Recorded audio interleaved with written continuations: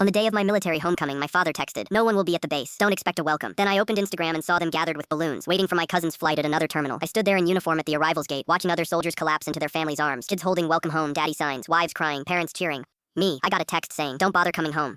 3 tours, 16 months total overseas, and they chose Brandon's Vegas weekend over me. I took a cab to my apartment, $47. The whole ride I kept refreshing Instagram. My parents, my sister, my aunt and uncle, even my grandparents who said they were too old to travel. They all traveled for Brandon. When I got home, I sat on my couch still in uniform, and something clicked in my brain. Last year, my dad called me while I was in Kandahar. "Son, I need a huge favor. The roof is leaking. Mom's medical bills are piling up. We need about $5,000 for emergency repairs and debt consolidation. Can you co-sign a loan? Your military credit score is perfect." I was on a secure phone in 110-degree heat. Mortars had hit our base the day before. I didn't think twice. I signed digitally, approved everything, told him whatever you need. Dad, now sitting in my empty apartment, I pulled up my bank account. The loan was there, $45,000, temporal and $5,000. Both are names, but I was listed as primary borrower. My credit, my liability, his loan. I called the bank. "I need detailed information about loan number 4738291. The representative pulled it up. "This is listed as a commercial property loan for a sports bar and restaurant." My stomach dropped. "Come again. A sports bar, sir. The address is 2847 Westbrook Avenue. My dad told me it was for a leaking roof and medical bills. He said my mom needed surgery. I drove to the address. 20-minute drive, and there it was, Brandon's Bar and Grill. My cousin's name in bright neon letters. Grand opening 6 months ago, according to the sign. I sat in my car staring at it. They used my military credit, my name, my trust to fund my cousin's bar. The same cousin they threw a welcome home party for. While I got a "don't bother" text, I took photos, screenshots, everything. The loan documents, the business registration, my dad's text from last year about the roof emergency.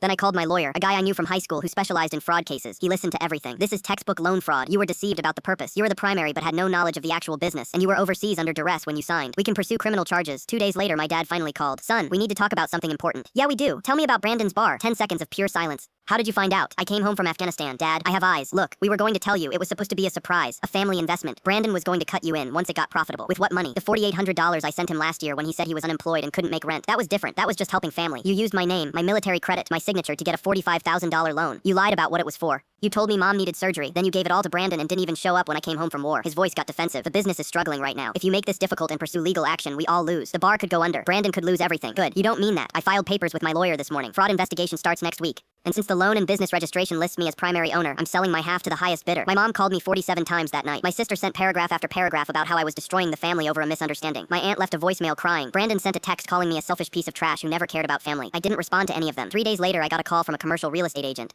A bar chain had been looking at the location for months. They wanted Brandon's spot. The offer, $78,000 for my half of the business. I accepted immediately. Brandon had to close within 2 weeks. The bar chain bought the location, gutted it completely, and reopened as a franchise. Yesterday, Brandon posted on Instagram with a photo of the closed bar, forced to close due to family betrayal. "Sometimes the people closest to you are the ones who stab you in the back." I commented, "Maybe you should have picked me up from the airport." Within an hour, he deleted his entire account. My dad left me a voicemail yesterday. His voice was shaking. "You destroyed your cousin's dream. Over what? Hurt feelings. We made one mistake." "No, Dad, you made one choice, and I made mine. I used the $78,000 to buy my own place. No co-signers, no family involved, just me, and I sleep fine at night."